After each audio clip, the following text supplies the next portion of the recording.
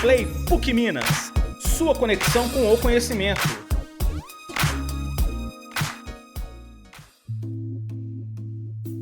A Constituição Federal de 1988 reconhece o direito das comunidades quilombolas à terra.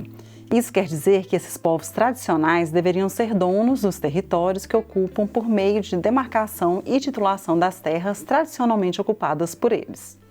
Aqui no PUC Play, nós já discutimos a origem e as particularidades dos direitos sociais fundamentais e, neste episódio, vamos abordar a luta das comunidades quilombolas pelo reconhecimento e efetivação de suas propriedades e do uso das terras ocupadas por descendentes de africanos escravizados no período colonial.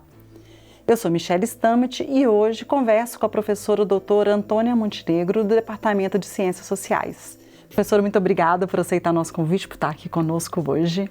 Por favor, professora, fala um pouquinho da sua carreira acadêmica, do que te trouxe até esse assunto. Então, Michele, eu trabalho com quilombolas já tem uns 8 anos. Eu sou professora do Departamento de Ciências Sociais e coordeno um projeto que já tem uma trajetória de 20 anos na PUC, que antes era coordenado por outro professor. E atualmente eu coordeno esse projeto. É o Lições da Terra? Exatamente, o projeto Lições da Terra, que trabalha com povos originários e comunidades tradicionais como os quilombolas.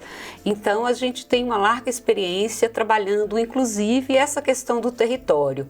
A PUC tem trabalhado com essas comunidades, assessorando na elaboração do relatório antropológico, que é uma peça fundamental que vai subsidiar na elaboração do relatório, que vai dizer da questão da territorialidade e que vai subsidiar a decisão do INCRA sobre a propriedade desse território.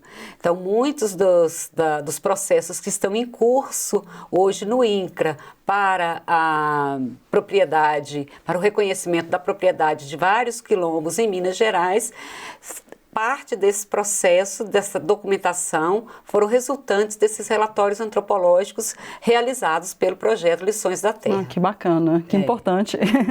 Professora, o último censo do IBGE, ele registrou um total de 1.032.000 quilombolas no país. No entanto, apenas 4,3% dessas pessoas residem em territórios já titulados no processo de regulação fundiária.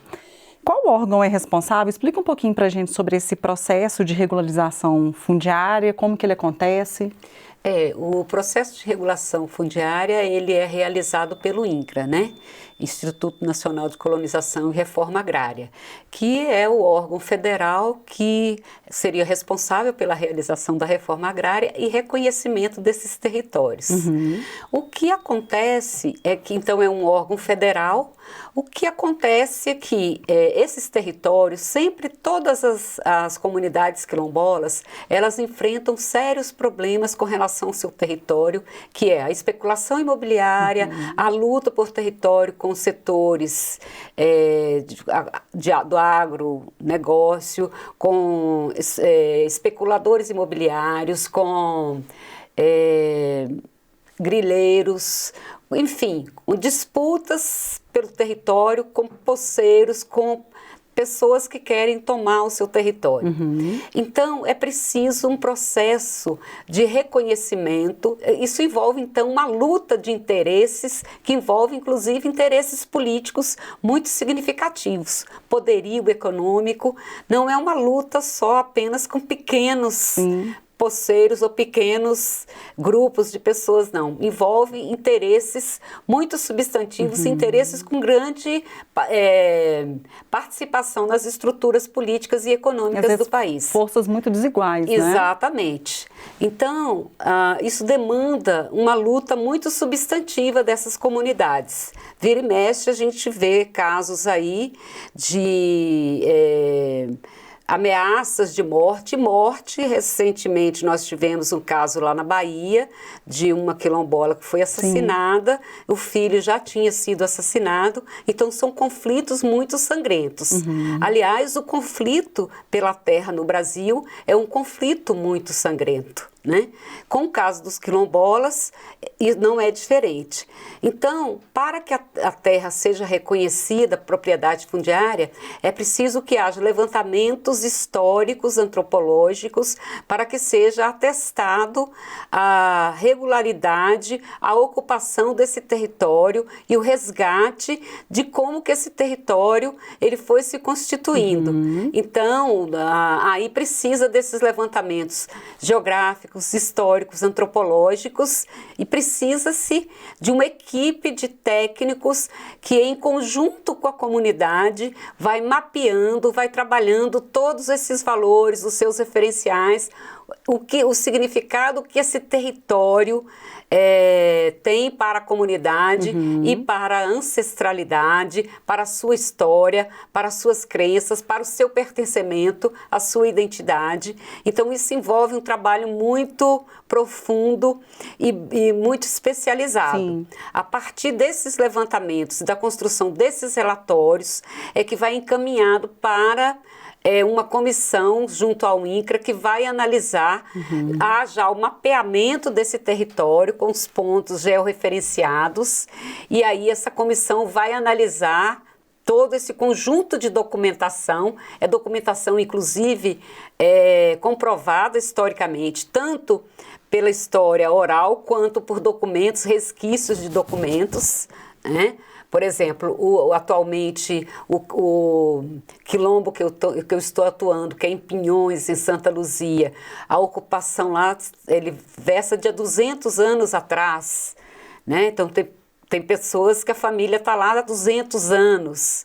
E tem documentação de que houve doação, só que essa documentação, por exemplo, está em mãos de pessoas que querem hoje explorar a especulação imobiliária. Então, tem a documentação de quando a pessoa, o primeiro escravizado estava lá. Então está comprovando que foi uma ocupação de 200 anos atrás, né?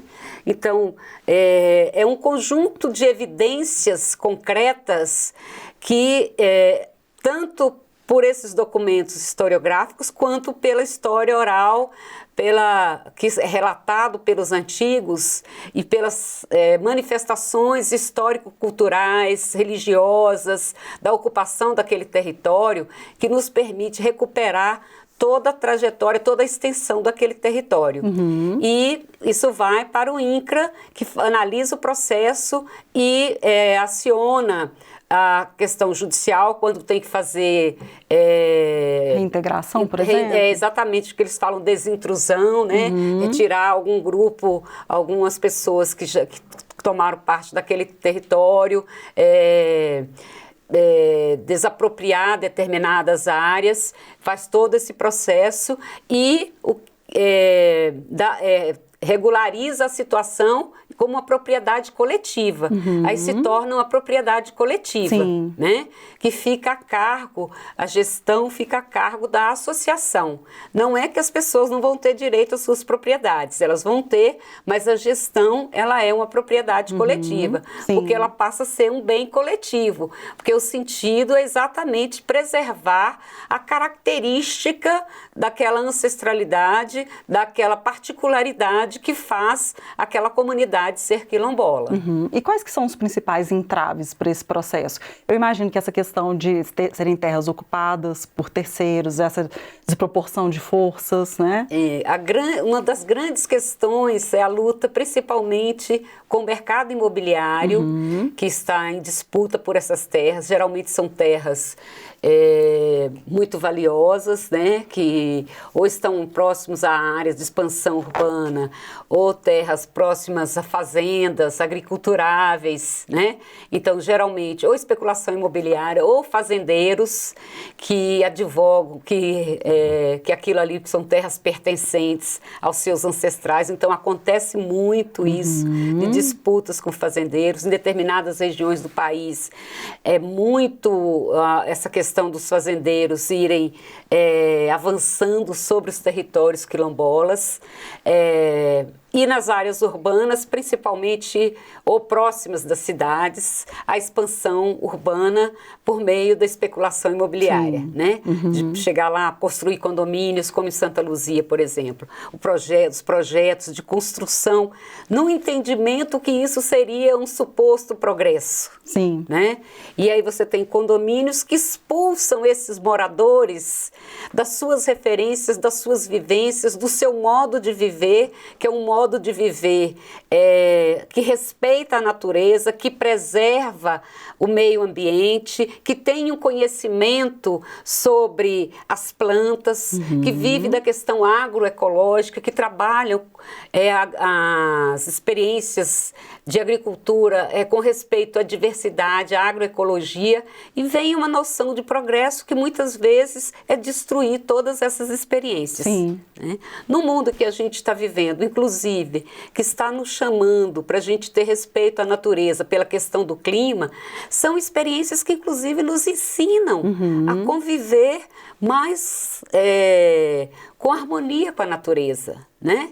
Não é um atraso, que às vezes as pessoas acham, mas isso é atraso. Não, é você conciliar o que o contemporâneo traz, mas com a convivência em que você faça parte, que seja integrado com a natureza e não destrutivo. Sim. E o conhecimento das plantas, o conhecimento das ervas medicinais, o conhecimento das estações, das frutas, enfim, de como que o solo não pode ser exaurido, né? São conhecimentos que essas comunidades preservam, porque inclusive muitas das experiências de sobrevivências dessas comunidades dependem desses ciclos. Sim. Né? E que é uma convivência agroecológica, de uma agricultura, inclusive, orgânica, que respeita o cuidado com a natureza. Isso para comunidades mais rurais. Para comunidades urbanas, mesmo assim, você tem a preservação dos espaços, os quintais, Sim. que não são quintais cimentados, são quintais que preservam a cobertura vegetal. A permeabilidade do solo. Exatamente. Um conjunto de situações que nós perdemos muito por uma lógica que as cidades, inclusive, estão superaquecidas, estamos vivendo isso, não precisa nem falar. Sim. Então, é um estilo de vida que as pessoas, às vezes, veem como atraso, mas que todos nós, inclusive, almejamos. Né? Sim. E aí tem uma disputa muito por esses territórios do avanço, tanto dos fazendeiros, quanto da especulação imobiliária, de poceiros, pela terra. Porque a terra é um bem pouco acessível às comunidades pobres no Brasil. Né? A terra é um bem que é concentrado, ele é muito concentrado. Então essas comunidades, como elas detêm um bem que é delas, por direito, primeiro porque foram expropriados, se pensar os seus ascendentes vieram para aqui, foram expropriados na sua dignidade humana como escravizados, né? E segundo, porque moram nessas localidades há 200, 300 anos, a trajetória dessas pessoas, ou que morem há menos tempo, há 50, 60 anos, como alguns aqui em Belo Horizonte, né? Alguns quilombos urbanos, mas que estão ali, construíram suas famílias, construíram a sua vida, suas referências, seus valores, seus sagrados, seus símbolos de pertencimento. Né? E se vê, então, no risco de serem desenraizados, excluídos desses lugares. É como se invadissem a sua casa. Claro, e com todas as suas memórias, suas referências, né? Exatamente. Com certeza. Né? E, professora, aqui Minas Gerais é o terceiro estado brasileiro com maior quantidade de residentes em quilombos, são cerca de 135 mil. Quais que são as diferenças entre os quilombos rurais e os urbanos, como você já chegou a mencionar um pouco aí? Os quilombos rurais, eles geralmente estão concentrados em zonas que são distantes das cidades, ou se próximas, são áreas reconhecidas como rurais. Geralmente eles vivem de atividades próximas à agricultura e atividades que têm a ver mais com esses elementos da subsistência, ou quando as pessoas trabalham, muitas vezes elas se deslocam das comunidades para ir trabalhar nos centros e tem alguma atividade de agricultura como subsidiária, né? Os quilombos urbanos, a cidade foi chegando e tomando conta deles, eles né? foram sendo ali... sendo espremidos, Sim. né? Então não é que eles se constituíram dentro da cidade, foi a cidade que foi tomando, foi chegando e foi se engolindo esses espaços.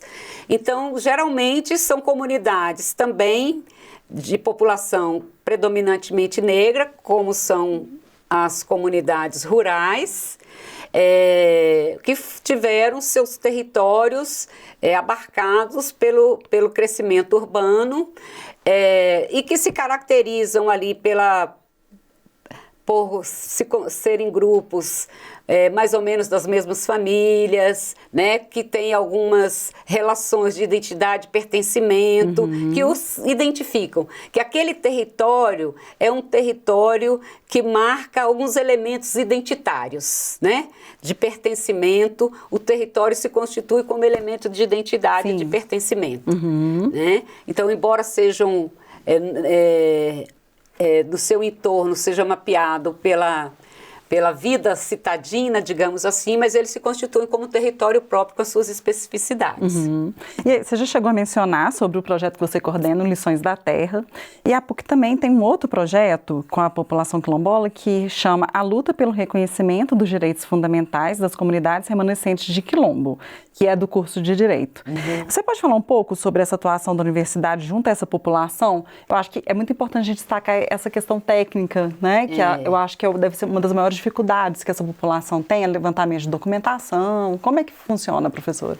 Essa é uma das questões, porque como é um trabalho técnico, essas populações elas precisam do trabalho da universidade, porque fazer levantamentos historiográficos, antropológicos, sociológicos, e no caso desse projeto que você cita, dos direitos, precisa da assessoria jurídica. Sim. Inclusive, nós trabalhamos em conjunto com o professor Matheus, que bacana. Que é o professor que atua nesse projeto, dando assessoria jurídica para o acompanhamento desses quilombos, orientação, acionando a Justiça, o Ministério Público, em situações que esses quilombos demandam, né?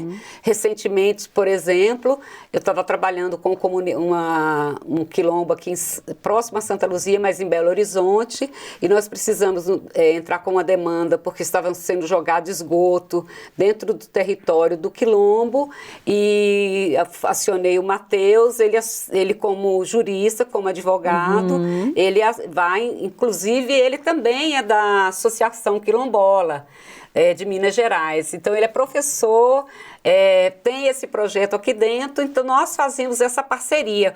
Tem o conhecimento do campo jurídico que é necessário.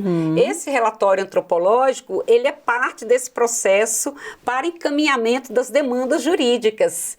Eu preciso, então, também, além de um conjunto de profissionais da área das ciências sociais e da geografia e da história, eu preciso também do direito, eu preciso da arquitetura. Nós trabalhamos, inclusive, com o pessoal da arquitetura. Agora estamos fazendo uma parceria com o escritório de integração, que é o pessoal da arquitetura, para que nós possamos potencializar, no caso dos quilombos urbanos, a questão do zoneamento urbano, como que fica essa questão do zoneamento urbano dessas comunidades nas áreas urbanas, né? Que aí a arquitetura, ela traz esse elemento do urbanismo fundamental para a gente também trabalhar com a comunidade nessa perspectiva. Então, a gente conflui um conjunto de especialidades. É uma ação multidisciplinar, inclusive, porque demanda desde elementos da cultura, do patrimônio. A gente está pensando em trabalhar também a questão do acervo, da produção cultural, do patrimônio histórico desses grupos. Então, nós vamos levantando um conjunto de profissionais que precisa estar atuando junto a essas comunidades para estar potencializando aquilo que a comunidade produz de riqueza, que é o seu próprio processo de existência. E eu queria que você falasse um pouquinho sobre essa importância mesmo da educação, porque eu entendo que, na medida que a universidade ela se envolve com os processos e com vários cursos de várias áreas diferentes, isso também é um processo educativo para a população entender a importância dessa conservação do patrimônio cultural, do espaço, né, da quilombola. Como é que você vê isso? Nossa, para eles é fundamental, porque também passam a reconhecer-se como sujeitos que são produtores de conhecimento e da capacidade de, em conjunto com a universidade, de transformar a sua própria realidade, sabe? Sem contar que isso traz para os nossos alunos uma experiência ímpar. Com certeza. Que é junto com a comunidade, com populações que eles muitas vezes só ouvem falar, ou veem falar pela mídia, né?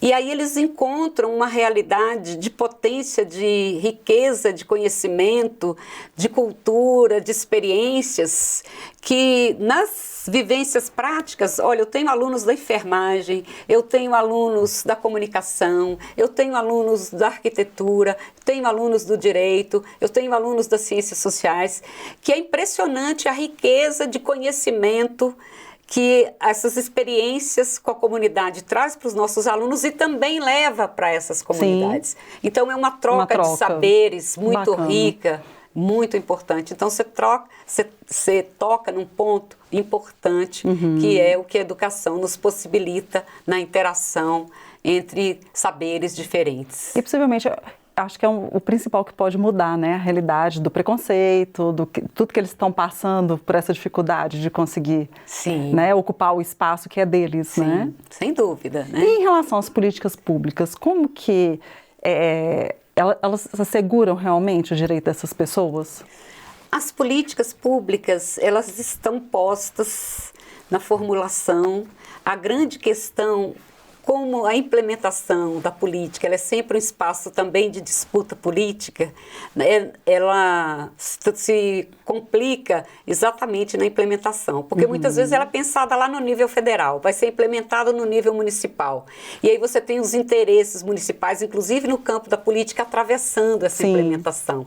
Então é preciso que a comunidade esteja altamente mobilizada o tempo inteiro, porque se não tiver, a política existe só pro forma. Então ela tem que estar o tempo inteiro, aliás, todo direito ele é conquistado, mas se ele não está o tempo inteiro vigilante, ele não consegue se realizar. Com essas comunidades que são excluídas, marginalizadas, mais ainda, elas têm que estar o tempo inteiro se mobilizando. E também aí nosso suporte, nosso processo de trabalho contribui para essa afirmação desse sujeito, né, para o reconhecimento, para estar dando apoio para eles nesse processo. Então você tem muitas políticas públicas que efetivam. Por exemplo, nas vacinas, a prioridade. A gente tem que reconhecer. É uma população que tinha um grau de vulnerabilidade, tem muitas doenças cardiovasculares nessas comunidades, em função das condições de vida. Então, tinha a política pública de entrar no grupo de prioridade, foi resultado de uma luta. As escolas quilombolas, que determinados tipos de recursos são oriundos para discutir essa questão das quilombolas, para alavancar o desenvolvimento. Então, por exemplo, a merenda, uma parte da merenda ser adquirida junto às comunidades para alavancar a produção da agroecologia nas comunidades, principalmente as comunidades rurais. Então, tem algumas políticas que elas funcionam. A contento, ainda não, mas funcionam, pinga aqui, pinga ali, mas elas precisam ainda que as pessoas estejam mobilizadas, cobrando, né? Mas isso, toda política pública, ela passa por esse processo. Precisa desse motor da sociedade também. Exatamente. Lutando, exigindo, né? Exatamente. Que sejam efetivados, né? Exatamente. Professor, existem normativas e artigos para garantir o respeito à diversidade cultural e os saberes tradicionais dessas comunidades. Um deles é o Plano Nacional de Educação, né? Que prevê diretrizes curriculares e, além da garantia do acesso à educação, o estabelecimento do ensino da história, da cultura afro-brasileira e africana. As ações afirmativas que promovem o acesso aos níveis superiores de educação também são previstas no Estatuto da Igualdade Racial? Sim. E elas produzem resultados efetivos? Olha, no caso tem inclusive as cotas para quilombolas. Essas políticas afirmativas, elas se ampliaram. Hoje você tem cotas específicas para quilombolas, que são exatamente para estimular que essas populações, porque você tem as cotas para as populações negras oriundas de escolas públicas, e agora você tem, além disso, as populações quilombolas, porque é uma população, inclusive, que mesmo com as cotas, elas não conseguiam ter acesso. Então, criou-se um substrato dentro das cotas para essas populações, né? Que aí já é um avanço ainda mais, considerando que mesmo com as cotas, esses grupos, como você imagina, moram no interior, nas comunidades muito distantes. De repente isolados. E muito difícil de... Eu trabalhei às vezes no interior para essas crianças estudarem. Era muito difícil se deslocar para o nível... ainda é hoje. Assim, tudo bem, tem o ônibus, mas nem sempre é essa coisa edulcorada que as pessoas falam. Então, as escolas são precárias quando você compara com as escolas mesmo das cidades grandes, né? Então, são comunidades que muitas vezes precisam criar iniciativas que elas possam ter acesso diferenciado. Então, tem essas cotas, sim. A educação para os estudos afro e africanos também é uma tentativa de se incluir a discussão e se pensar, inclusive, que a nossa história não é só história europeia, né? Porque a gente estuda muito, quando se estuda a questão da história africana, é muito apagada, é muito só do sofrimento e a riqueza que se produziu, né? Esse país foi produzido pela mão de obra escravizada. É preciso considerar essa dimensão da resistência, da luta, né? Que isso não é colocado, então há um apagamento. Então é preciso também que as pessoas entendam que essa resistência foi uma luta para construir esse país, né? Sim, sim. E outra coisa, o nosso país ele tem enfrentado alguns períodos de secas, de queimadas, né? E as comunidades quilombolas, assim como outros povos tradicionais, elas são aliadas da preservação, como você mencionou anteriormente. O desrespeito a esses direitos fundamentais, de certa forma, também provocam consequências no limite dos territórios e para todos nós? Nós estamos vivendo, inclusive, uma situação concreta de fazendeiros que estão... Eu não posso dizer que é fulano ou ciclano, mas pessoas que estão colocando fogo em situações limítrofes com as comunidades quilombolas, como parte dessas disputas de território, né? Isso se sabe, assim, né, que há situações em que as matas estão queimando, e se sabe muito bem que os incêndios têm sido, na maioria, criminosos, né? E nessas regiões de quilombo tem acontecido. Então, áreas de preservação, que é como eu disse, você tem as experiências, são experiências que convivem com a natureza, retira os recursos, mas respeitando a capacidade de recuperação da natureza.